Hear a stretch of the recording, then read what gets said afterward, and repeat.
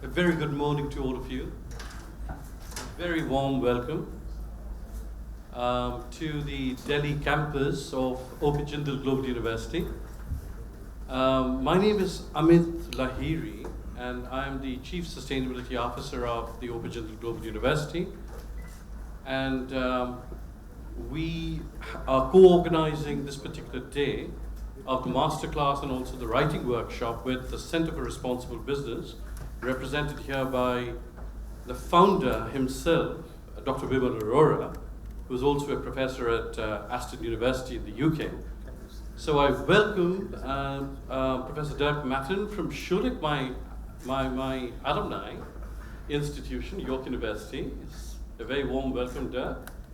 Bimal, of course, and I welcome our Vice Chancellor, Dr. Rajkumar, who's quite a story, actually, and he's going to tell you the story. So I was in Canada, settled for about 20 years in a public sector job, and I meet the Vice Chancellor, and I hear the story, and I visit the campus, and that sort of catapulted me out of the rather sort of complacent existence of Toronto and Canada.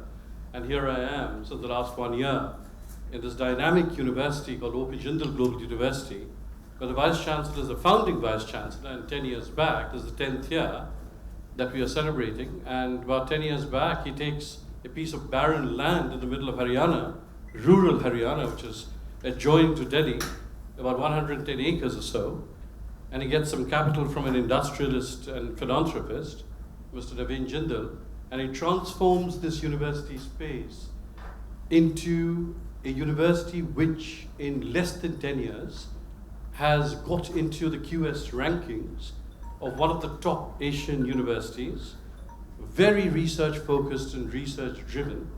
And in this 110 acres of the campus in rural Haryana, has transformed that into a truly biodiverse campus with many, many species of flora and fauna, with, of course, a scintillating residential population of about 4,500 students, with about 400 faculty members, 20% of which are international, more than about 2,000 peer-reviewed journal papers already.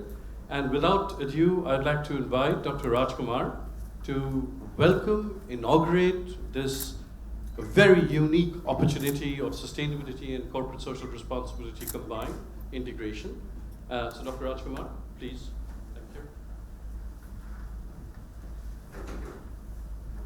Good morning to all of you. Thank you so much, Amit, for that introduction. It's indeed a proud pleasure and privilege for us at OP Jindal Global University to be able to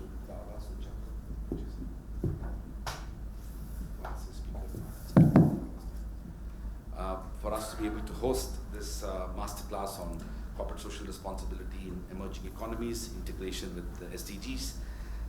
In fact, we've had many initiatives which focuses on the idea of corporate social responsibility. But before I talk a bit about that itself, I want to take a moment to welcome our partnering institutions, the Aston Business School, the Schulich School of Business. I just had a wonderful meeting with the Vice Chancellor of York University a few days ago, and we've had very strong relationship with the Osgood Hall Law School, but we've not had other things with other components or other constituents of York, and this is something which we're very deeply committed to, the Center for Responsible Business, and of course our own International Institute of Higher Education Research and Capacity Building.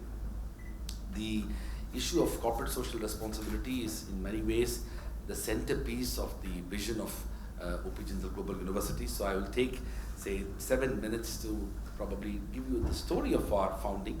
OP Jindal Global University was created as a philanthropic initiative of our benefactor. In fact, this is not our campus, as Amit was mentioning. This is essentially a corporate office of the benefactor and his brother, and they've been kind enough to allow us to create a sort of an institutional ecosystem here, which will enable us to do some of these initiatives and events here in Delhi. So I had the privilege of studying in two good Indian institutions, Loyola College Madras many years ago, and then the University of Delhi, and after which I got the Rhodes Scholarship to go to Oxford. In the year 1998, I was in Oxford as a student, and when I was just walking in the high street of Oxford going for a tutorial at All Souls College where one of my tutors was there, it just occurred to me in a flash of moment that are there universities like this in India? I was so profoundly inspired by my experience of being there, and the intellectually engaging environment, the emphasis on scholarship and publications, the research ecosystem, everything about that place was deeply inspiring. And I asked a question to myself. I never could have an answer at that time, but then I felt that, and I knew about the existence of IITs and IIMs, and I went to two good Indian universities, but nothing prepared me, or rather, inspired me as much as I was being inspired at Oxford. After that, I got a few fellowships to go to Harvard. I did another master's in law at Harvard Law School, and that's the year when I really began reading and understanding about the history of higher education in the United States, but also around the world. And the more I read about it, the history and evolution of higher education in general, but also US higher education in particular, was deeply inspiring. I was fascinated by the evolution of Harvard, Yale, and Stanford being private universities created through philanthropic initiatives, and what the term didn't exist, but examples of corporate social responsibility evolving in an extraordinary manner. And of course, US higher education grew significantly, although the early origins of it could be traced back to the research-oriented Humboldtian model of research universities from Germany, but US built on the sort of private sector contribution and how private initiatives in the field of higher education could be connected to CSR initiatives, which in turn can actually involve how private wealth could be contributed to common good. And that was the vision of these institutions which grew, and of course that was inspiring to me personally. After I graduated from Harvard, I began working in New York at a law firm, but within a year I was so deeply obsessed with the idea of wanting to do something in India. I quit my job and joined NYU as a visiting fellow. I met many individuals, and to cut the story short, the next almost a decade where I worked in, I moved into academia, taught in Japan, and then of course taught in Hong Kong for many years. And during those years in both Tokyo and Hong Kong, I began to look at universities across the world. I was very closely observing and looking at universities in Singapore, South Korea, Taipei, of course Hong Kong, as well as Japan, but also Australia, North America, Canada, and Europe, but also coming to India frequently and trying to understand the Indian higher education system. I was deeply disappointed and even frustrated by the extraordinary expansion of Indian higher education system that was happening with little regard to quality, let alone excellence. We were mindlessly building more and more universities without having the vision and imagination that can build institutions of excellence. And that was the story of higher education in India. We began modestly in India, the dawn of Indian independence, with 20 universities, and today we have nearly 1,000 universities. We started with very few law schools, and today we have 1,600 law schools. So that was the kind of obsessive expansion that was happening in public and private sector, without conscious about quality, let alone excellence. I was mindful of that, and then there I was in Hong Kong, looking at Hong Kong and also into China, and I was seeing two things. One, I was looking at Asian universities emphasizing research and knowledge creation and publications and excellence, putting in resources. Hong Kong had 9 universities, all of them are public, 4 of them are top 100 in the world, the rest of the 5 are the top 200 in the world. It had extraordinary ability to attract the best minds from around the world. It emphasized on research, it put in resources, it brought in public sector funding, but also private sector funding. It brought in CSR, endowments, as well as other philanthropic models into higher education. Of course, neighboring China was also expanding. It was also reinventing its own universities. Cultural Revolution had impacted adversely the higher education system of China, but the new changes that were happening in China was also affecting and impacting universities there in a very positive manner, and I could witness the extraordinary changes that were happening in Renmin University, Fudan University, Zhejiang University, and many other top universities across China.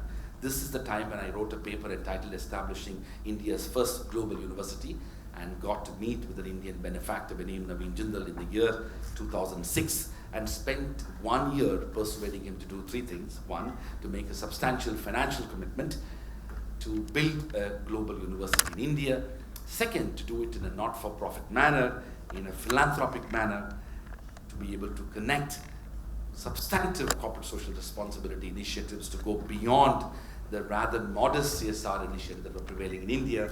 And third, to ensure academic freedom and autonomy and independence to build a world-class university in India.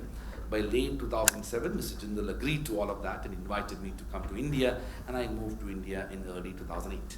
January to April 2008, in India, I was trying to understand India, as many of us, trying to figure out how things work, and very quickly I realized the challenges and the complexities of the regulatory environment, the almost impossibility of building institutions, and even more challenges connecting to sustaining those institutions and even creating something in the private sector.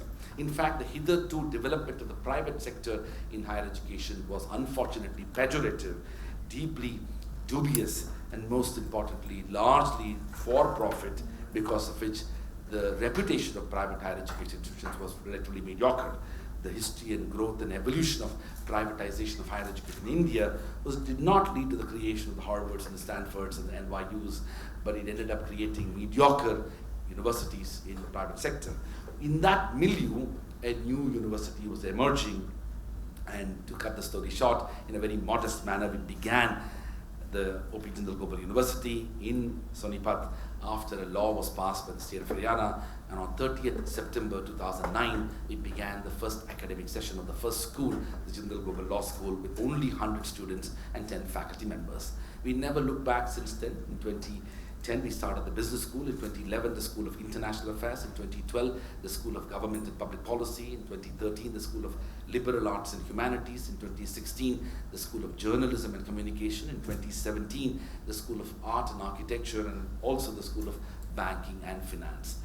We are moving towards celebrating our 10th anniversary next year, and we are already having over 5,000 students, over 350 full-time faculty members in a 100-acre, fully residential campus with over 2 million square feet of built-up space.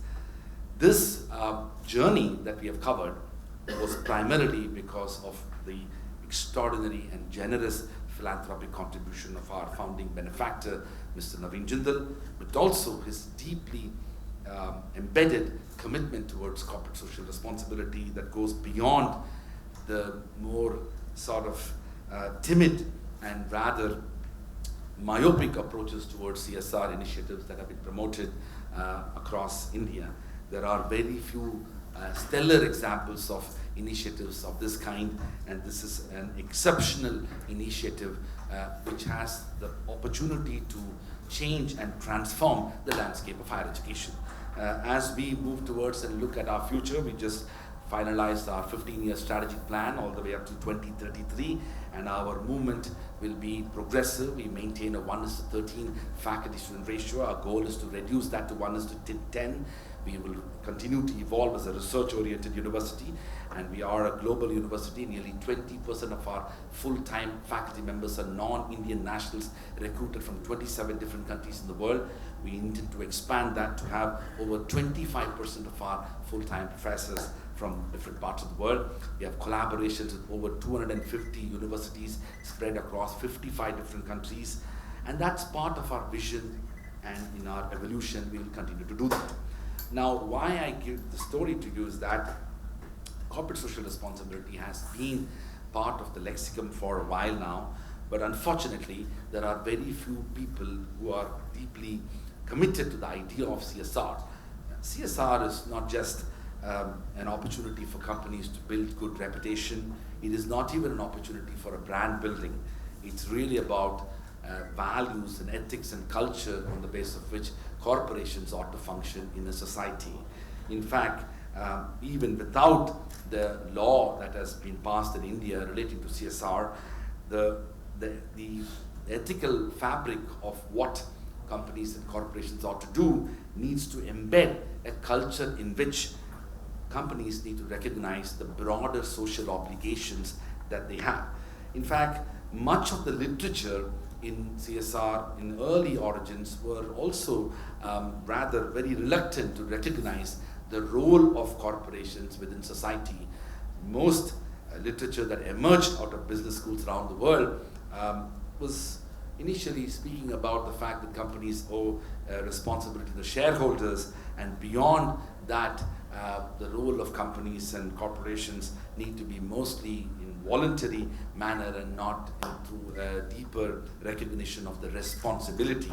In fact, corporations are always reluctant to accept the word responsibility. But the business and human rights movement that spread across the world, the development of the Global Compact, and the evolution of people's movement and even civil society consciousness across the world has brought in a deeper recognition that no longer CSR is just a good thing to do, a sort of a nice thing to do. It's something which is deeply embedded in the way in which corporations ought to function. And that's where there is a need for both a legal and institutional framework. India had taken an extraordinary step to formulate a legislation which the world has debated now for a while about how can we bring in law to sort of allow and even provide some sort of a framework whereby companies have to contribute towards CSR. Now there are of course lots of implications when you bring it within the legislation, and I'm sure some of those things will be discussed. In fact, the Sustainable Development Goals of the UN, now that we're talking about, had its early origins in the very framework of the Human Development Index and the role of the UNDP in formulating that index, and all of that connected to the idea of a good society, idea of development and human development in particular. And as people in this room will know, that the concept of human development itself was radical when it was proposed and juxtaposed with the concept of what the World Bank was promoting, which was purely looking at GDP of countries when it determined development. So in some ways, this movement from development, which was looking at GDP, to the Human Development Index promoted by UNDP, and then of course now we are talking about Sustainable Development Goals, is all part of a larger recognition that every stakeholder in society, including corporations, have a big role to play. So I want to end my remarks by saying that we at IIHEd Global University are deeply committed to the expansion and indeed the sort of thought leadership that we need to evolve, not just in this country, but also beyond this country and the region in relation to corporate social responsibility. It's actually within the legal framework there have been extraordinary developments which as a lawyer I will share with you. In fact, in the field of environmental standards, India has provided a lot of leadership and thought leadership in this. Indian Constitution has been evoked numerous times by the Supreme Court of India, but also other high courts. In fact, I remember very well as a young student of law when we were grappling with the idea that how can the Supreme Court read into the provisions of the Constitution, including the fundamental rights, actions against this non-state actors, because one of the big challenges of issues surrounding environmental pollution as well as the role of corporations in this matter is that how do you bring in a public law remedy in a country where the pre-existing legal framework but either tortious forms of liability or contractual forms of liability, both of which were not sufficiently developed in the Indian context. So in a very famous case in India, the doctrine of what is known as Drittwirkung, which is horizontal application of human rights in the context of, it was a German doctrine which was evolved, and facets of that doctrine was brought into the Indian jurisprudence, and an extraordinary judgment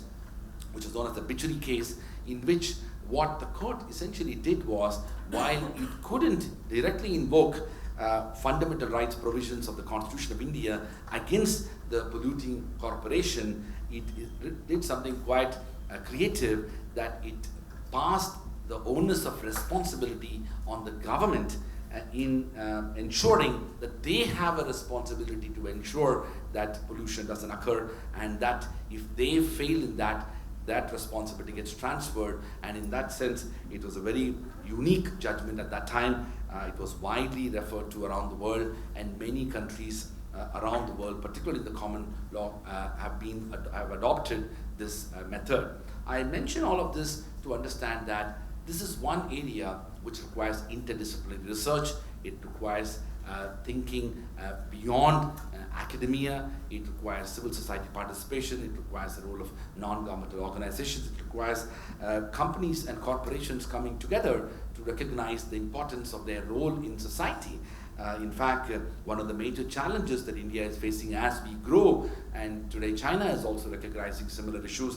In fact, yesterday we had a joint conference with the Peking University in China on issues surrounding compliance and culture. And one of the things the Chinese are facing today, even though their form of government is not democratic like India, but issues surrounding people being affected by projects as well as environmental impact of these projects and the role of corporations more broadly in relation to CSR is something which is being debated very actively in China. So I want to end by saying that this issue that we are having a masterclass today is important for India, for China, for the world, and that is why it requires collective imagination of people from different disciplines that have come together today. I would like to congratulate my colleague and thank him, Mr. Amit Lahiri, for taking this initiative, our partners who have come together, and I'm glad to see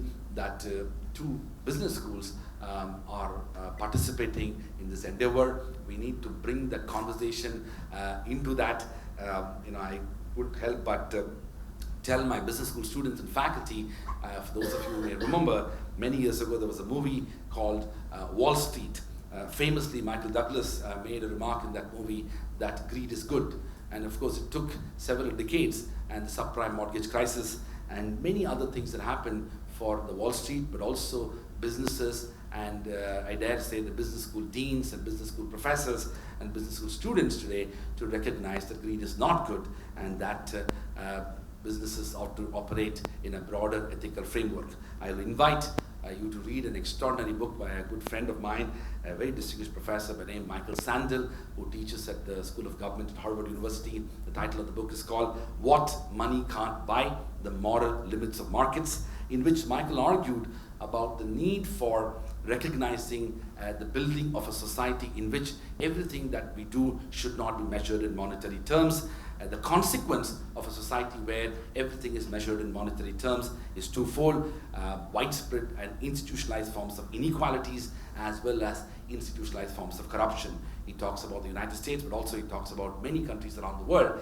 And essentially, Michael Sandel is not somebody who's on the left. He believes in the role of the markets. He differentiates a market economy from a market society. Market economy promotes competition and increases even efficiency and creates and contributes to the broader public good. But when you build a market society where everything that we do is measured in monetary terms, we have adverse negative consequences as we have seen in the world today. And that's what Michael challenges in the book. I think the discussions surrounding corporate social responsibility need to move beyond the pedantic discourse that we've had for over 2 decades now. We need to look at the larger role of corporations within society and how CSR can enable corporations to become more responsible, more accountable, and indeed more participative in the building of a fair and just society. Thank you.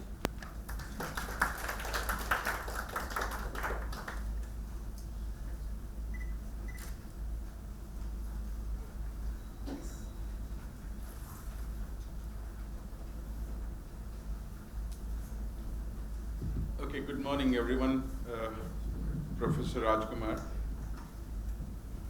Professor Matt, Amit, and all my friends and colleagues. Professor Rajkumar has already done my job, what I had to do, setting the scene and context, so I don't have to do that anymore. I'll use the opportunity to talk a bit about the week that's going to happen starting from today. And for those who don't know, maybe it may be useful for you to know about it. Quickly, let me first welcome from my own behalf and on behalf of Center for Responsible Business, and I wear 2 hats, Aston Business School and Center for Responsible Business.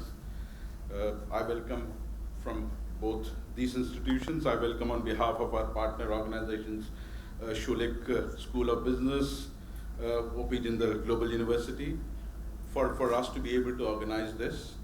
Now, this day marks almost a week of activity, full of activity, which are going to happen until Friday, rather to some extent until Saturday.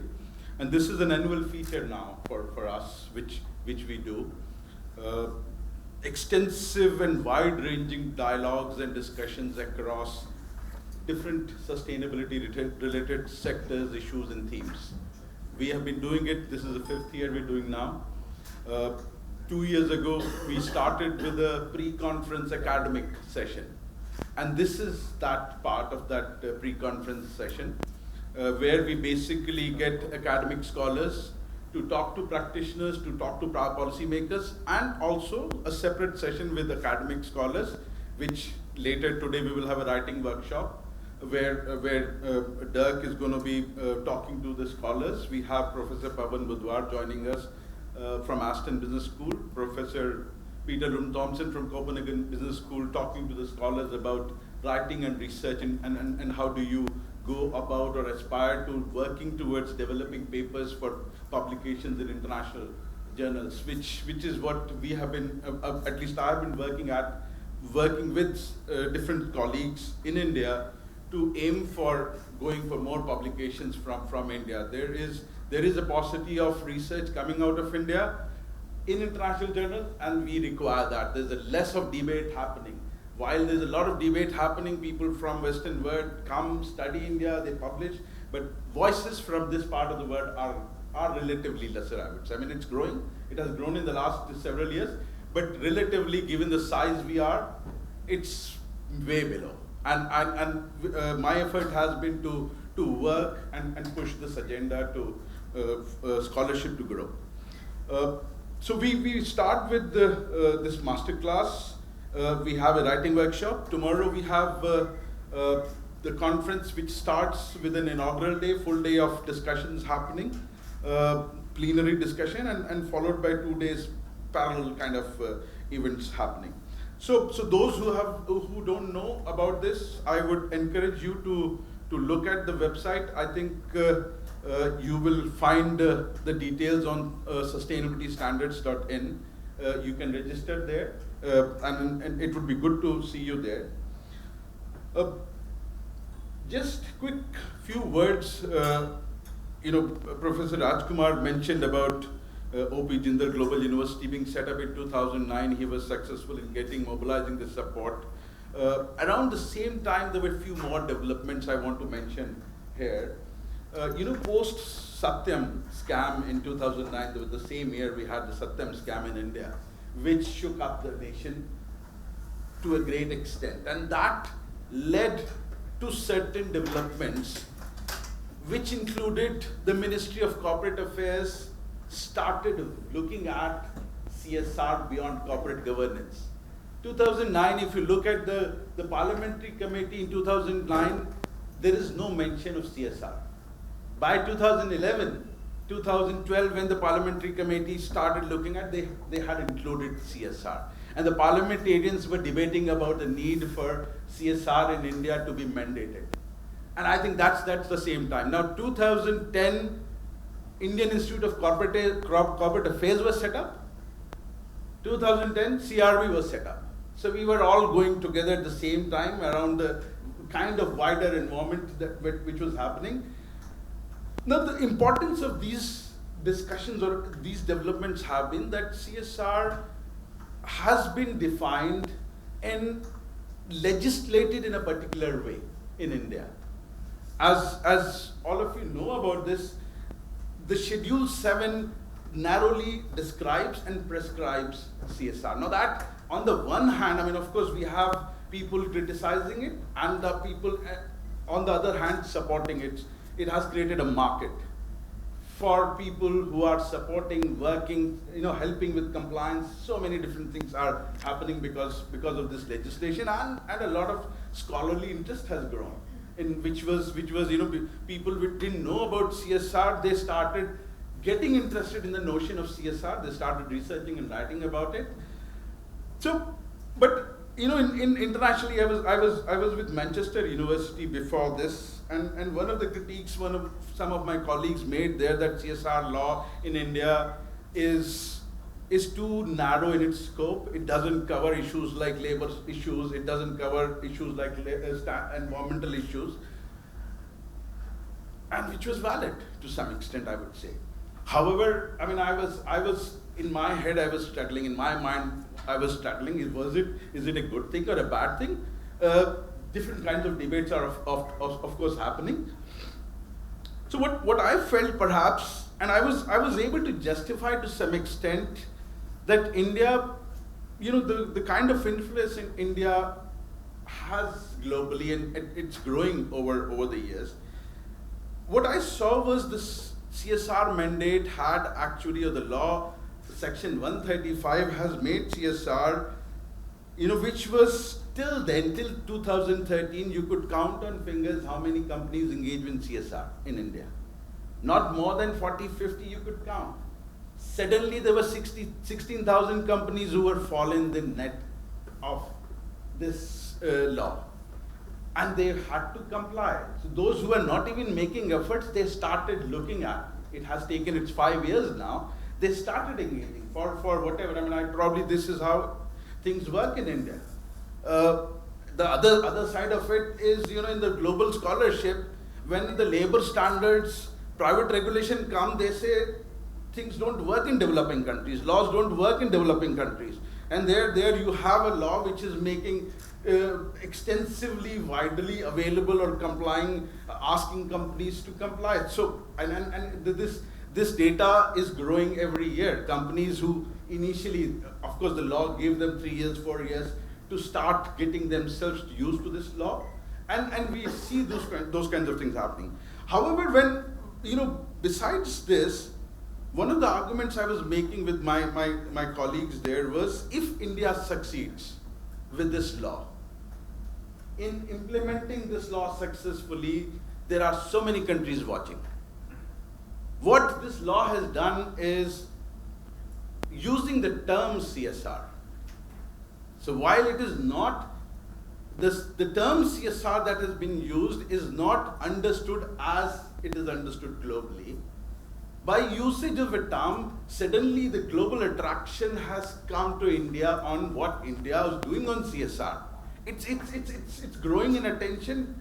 Broadly, sustainability, social responsibility has been growing in attention in the last 20 odd years. But suddenly India is a part of attention globally. And people are watching, and I know there's so many governments who have approached me, CRB, in terms of understanding what's going on, is it going to work? 2014, when the new government came in, and they were asking, is it going to stand or it's going to be withdrawn? We said, let's see. Now, so what I said was, probably if India succeeds, there are so many other countries watching, and this might actually change the global definition of CSR. If this is how it's going to be, this is how it's going to be. CSR may not be voluntary anymore. CSR may become mandatory, and if many countries start following this law or start making laws mandating CSR, it might change the whole definition. So it's no longer a particular kind of European Union definition, which is always asking for kind of a voluntary approach. Now, when the UN Sustainable Development Goals were launched in 2005, I was particularly excited. What I saw here was, there is a CSR defined in a particular way, and then governments, 193 state governments have committed to UN SDGs. Now, which is a much broader remit. So look at, or imagine a country like India where they have to work on CSR, where governments are involved, where corporations are involved, civil society and consultants are involved in working, and then you have UN Sustainable Development Goals. Now it's coming a full circle here. So those parts which were left out by the law, governments and corporations are expected to work towards that kind of. So the divergence which started early in 2009-10 with UN Sustainable Development Goals, you could argue that it's bringing a full circle or connecting the loop. We will hear more from Dirk and Amit later on this, so I'm not going to talk about this, but just wanted to say that we have, I'm told, tea has been arranged at 10:15 a.m. by OP Jindal. We may break, and also I guess I was told that lunch has to be, for us to take lunch early because it gets a bit crowded. So we will try and close it 12:15 or so for us to be able to have 12:30. Okay, so 12:30 we will break. So we will have about 2 hours of discussion. We will hear Dirk talk about bringing in, he's just recently, in fact this year, he did a special issue on business, Journal of Business Ethics on business groups and social responsibility as a public good. And this is what we've been saying, that Indian law or Indian mandate has made CSR a public or a common good. And we will hear from him what his thoughts are in terms of how the specificity of business groups or family groups in India and the public good works and operates. And afterwards we will hear Amit talk about different kinds of scenarios linking CSR and SD. Most welcome everyone again. Thank you so much for being with us today.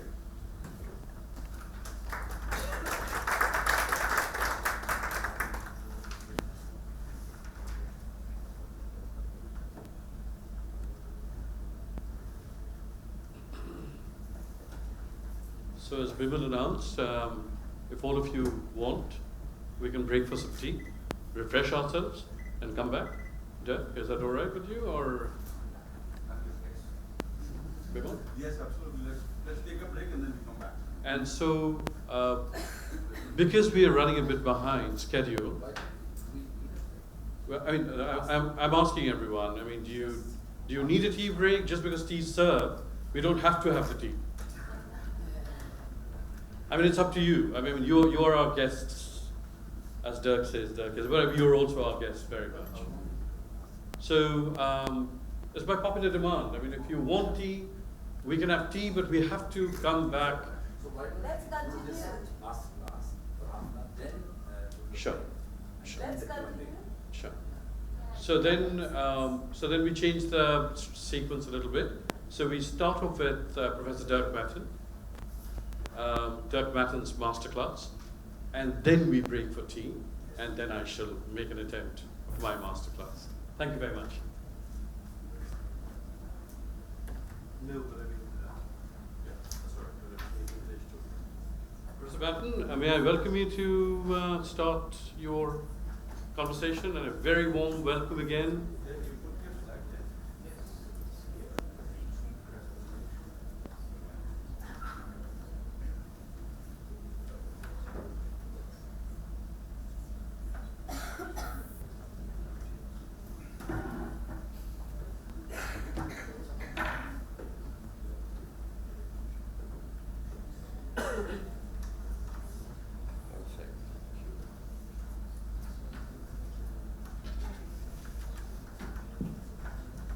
Wonderful. So that's a very Germanic approach, not to have a break, but continue storming on.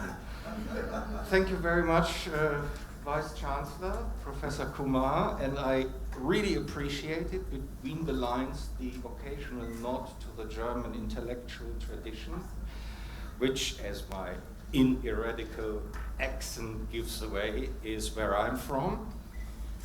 Years ago. It is a real pleasure to be back here, and I had a similar experience last year, of course, during the conference, and I was being introduced by Bimal, and I was very happy to hear him speak, because it reminded me a little bit of this, you probably have heard that anecdote of Christian Barnard, the first successful heart surgeon who transplanted a heart in South Africa in the 60s. And shortly after, he was invited to a speaking engagement to the US, 40 talks, coast to coast, in 40 evenings. And on day 30, somewhere in Colorado, Christian Barnard got sick and told his driver, look, I can't talk tonight, my voice is gone. And the driver said, look, you know, I have listened to you now 30 times, like you, Bimal, to me. You always say the same things, your jokes are the same, the questions you get are even the same. Do you know what? You sit back tonight in the room and I give you a speech. Okay, they agree on it, and as the devil has it, there is on that night a real expert heart surgeon in the room who asks a question which has never been asked and the driver can't ask. And he just says, look, guys, that's a question that is so easy, even my driver there can answer. So, if you ask me a really tricky question, it will go to Bimal today. This said, I want to talk to you about a research interest I've been pursuing with colleagues interestingly from Turkey and Japan for the last 2-3 years. And talking about business groups in India is a bit, as the British say, carrying coal to Newcastle. You know, it's, you know, you if anybody knows something about business groups, it's probably you rather than me. This said, I find this a very interesting debate, and I think this dovetails with a lot what the Vice Chancellor said, that we really have to change the conversation. But I think Bimal also said that. It is a world we are facing now where this debate on corporate responsibility is no longer a left-right between neoliberal and more conservative forces like it has been in the West for a long time, right? Where CSR, voluntary engagement for the public good, has been very much an element that came in the aftermath of what is often referred to as neoliberal reforms, where the state retreats. Reagan and Thatcher in the West were the names for this, and then business happily, voluntarily steps in and picks up the pieces and does it so much better, and markets are so much better in many ways to deal with these things. What we see today is first, of course, that this neoliberal project, and I don't like the word, but for lack of a better label, let's stick to it, and we see it very clearly now in the US, we see it with Brexit, we see it with very many governments in Europe. If we just stick to the Western scenario, has never just been about substituting and privatizing Keynesianism, as some scholars have talked about it, but it has always been a deliberate attempt to incapacitate and retreat governments. At the same time, what we see is that the political coordinates in this decade, definitely, and again, we see it with governments too, is that the world is shifting in a north-south divide. And that I think voices from the South in terms of how to govern society, how to think about the shifts in responsibility between business, government, and civil societies have to be more prevalent. And management has never been a discipline that has been very good at it. Certainly the global discourse has been very Anglo-Saxon, if not American, dominated, in particular with regard to one question. And the question is, what is a firm? Who governs it? Who owns it? In whose interest is it governed? And the Vice Chancellor again hinted to it. And there are many places in the world where things run very, very differently. And hence my impetus to say, okay, let's no longer pretend that firms in India and China and where all these PhD students who work on this and publish their work on these organizations and pretend that the companies they are writing about are more or less kind of, comparable to Western companies. Let's stop this. Let's elevate a very successful, long-standing, and societally very beneficial form of organizing business, let's elevate that to a proper object of understanding. And I think for all of you who are coming from a practitioner background, I think that's a very, very important step to make. You are not working for some backward parochial organization. You're just working in a culturally very different setting where what a business is just differently understood. And again, the Vice Chancellor hinted at a lot of societal benefits that can come out of that specific form of organization.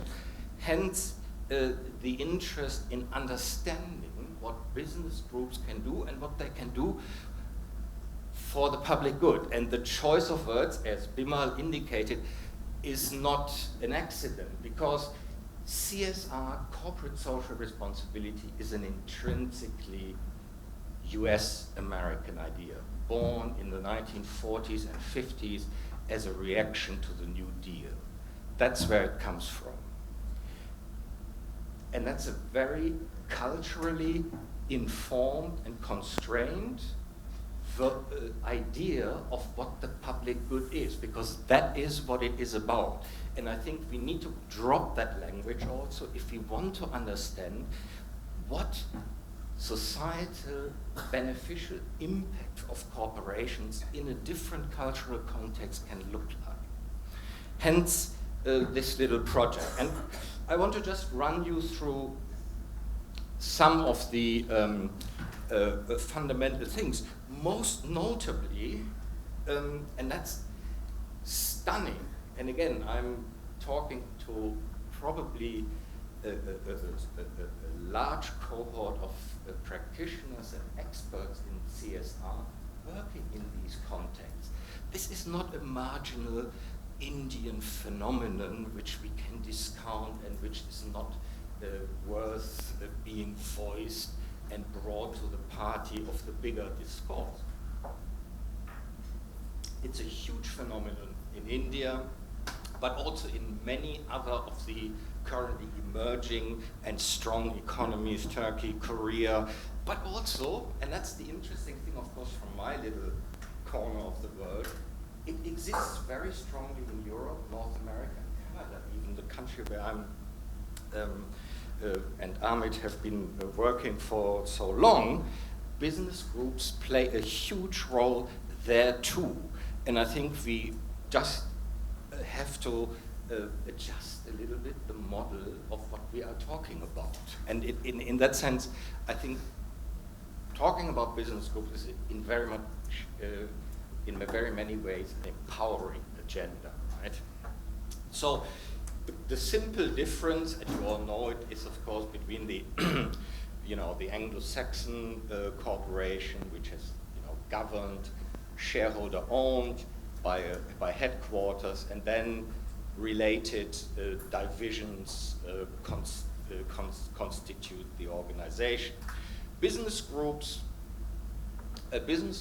are slightly different in the sense, mostly, that all the different divisions are not necessarily related, but differently organized. And of course, as I said, if you go through just the statistics, these companies are major players in not only their respective economies, but also globally. So this is really not an aberration. This is not an organizational accident. This is the way to run businesses successful in these areas. Now, why, of course, why are they not talked about enough, and why are they sort of neglected? The thing is that compared to a shareholder, market-governed, publicly listed company, the governance structures are somewhat fuzzy. Often they are governed by families, and even if they are publicly listed, often families have the dominant voting share. So it's a fuzzy way of governing a company straddling markets and hierarchies. And that also applies to the way they are governed. Yeah? There are different ownership structures. Some parts, some subsidiaries, if you go to big business groups, are listed and are market governed. Others are not. And it is very much a phenomenon to which to gain access is quite difficult. I think that's the main reason. And you will probably all know that from your professional background, that the transparency and the inclination to be public and be transparent about what's going on, certainly also in the area of CSR, these companies are slightly cagey about it, you know? And that can have different reasons. A, that there is no public account. I had the chance to write a book chapter together with Ratan Tata, so I spent 2 weeks in Mumbai, and I got the first-hand experience. When I asked him about CSR, he had no idea what I was talking about, literally, because they think very, very differently about these things. Yeah, it's a family thing, it's a heritage, it's a tradition, it's common sense. And of course, you also need personal relationships to get access and to study and understand these things. The story, and that is my invitation to all of you, the story of how the public good is looked after, how social responsibility is enacted in business groups is just not told well enough, because for us academics, for us externals, it's very difficult to get the story. So it's very much up to you to do that. I encourage you to tell that story and tell it proudly and tell it very consciously that this is a very powerful, very conducive to the public good way of organizing business. It's not some inferior thing to General Electric or Mercedes or whatever Western company might easily figure as the big examples. And of course, one of the reasons, of course, why business groups are successful is that often, yes, they thrive and they put a system of hierarchy as a dominant way of organizing, because capital markets, markets for goods and services, markets for foreign direct investments are slightly imperfect and don't work that well. So they fill certain institutional voids. But then they fill them also in a way that is beneficial to society, that still allows a developing, so-called developing economies access to goods and services.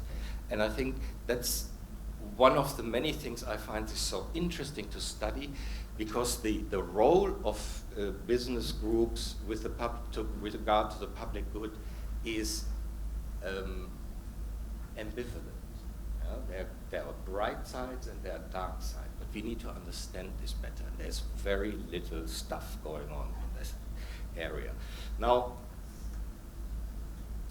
this is a slide I kept in my presentation because this is the slide I spend the most time if I talk to people in North America or Europe about it, because they just don't get it, what business groups are. They think, oh yeah, well, we know this, this is just a form of multinational companies, many.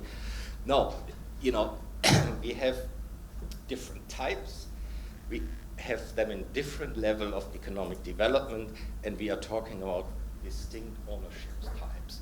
And I think the organizational type is very important. Diversified business groups is one aspect, but most dominant the pyramidal. So the one where ownership of different organizations within a big conglomerate is structured hierarchically. I think that's I think the most important thing. But I think for you that's probably a bit pedestrian.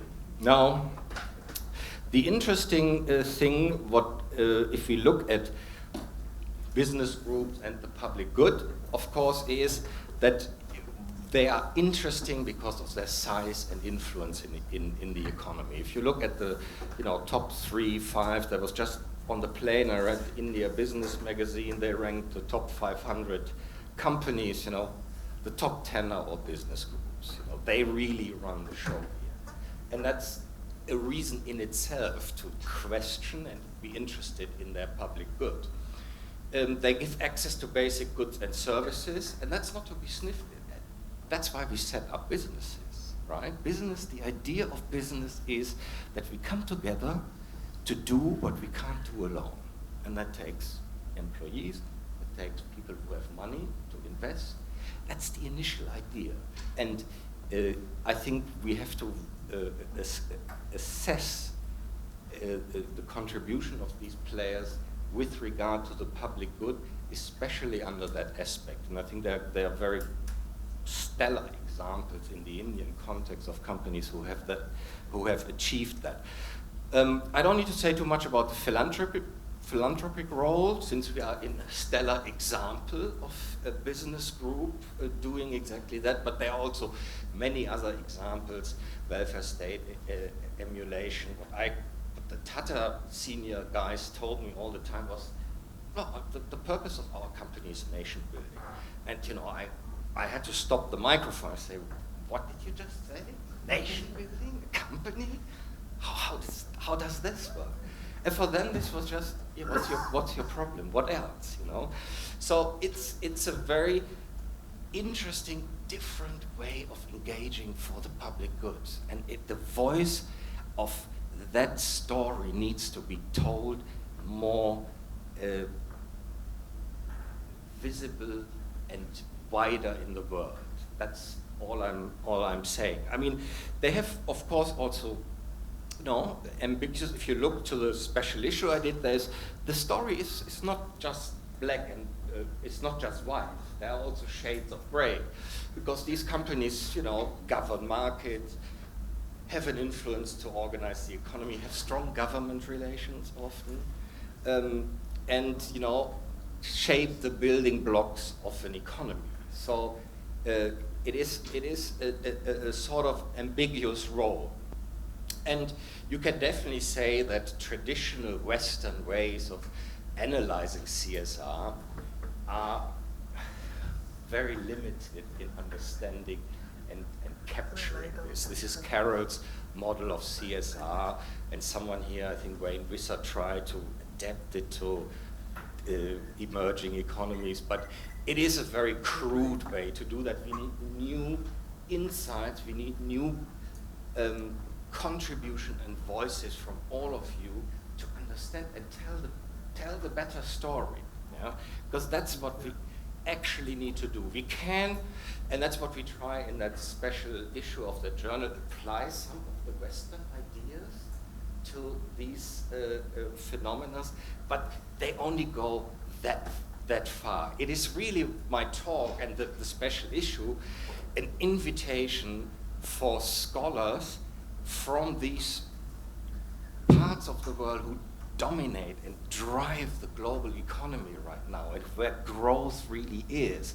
Not at least the growth in scholars. If I go to a PhD workshop at any international conference, they are the Kumars, they are the Xis and Lings and Muhammads from all these countries.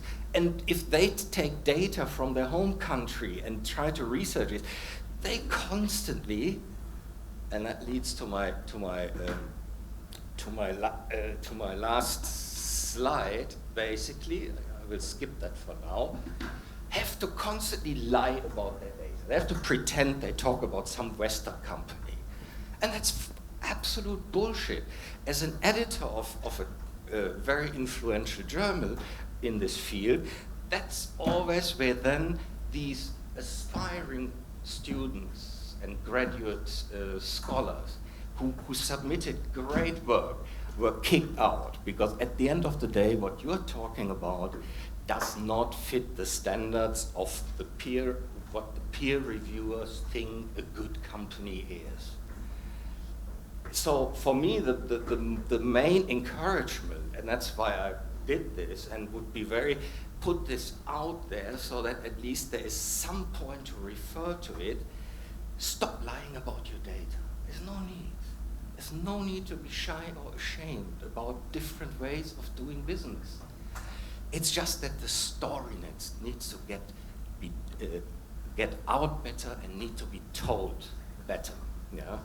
It also, and that was the previous slide is about, but that's probably leading a bit. It opens the debate on what a firm is, because we in the West, and again, the Vice Chancellor mentioned the financial crisis. It is not true that we know how firms work. The idea of the firm we had in the West nearly killed us all 10 years ago, and if governments didn't step in, we would be in a really megalomaniac mess. So we need a better story, what a business is for and what the purpose is. But we also need to be more sensitive to geographical context. The S in CSR, and that's probably what I spend most of my career with, to say CSR, if we stick to that language, is never the same because the S is never the same. And we have to tell that story and theorize that better. And in that sense, I think coming back, and Bimal mentioned the Companies Act, it reminded me,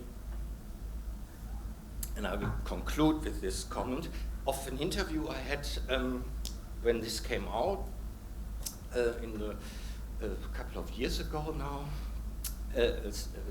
A journalist from the Financial Times called me, wanted an interview, and he wanted to basically hear from a Canadian-based chair in corporate social responsibility that this is a rubbish idea because CSR is voluntary. How on earth can the Indians think you can put that into law? That's another text. Forget it. And I had an hour discussion with him saying, look, you have to understand that firms, especially the big ones in India, are organized differently, and that the governance mechanisms in public institutions are differently. And what the Indian government, or at least part of it, who pushed the act through, is probably trying to achieve is leveraging the existing philanthropic capacities of the corporate sector, rather than just issuing a tax which might fall to the same weaknesses and inefficiencies of an existing, already quite overbloated public sectors. And it took me an hour to explain that to him, and I don't think I succeeded really.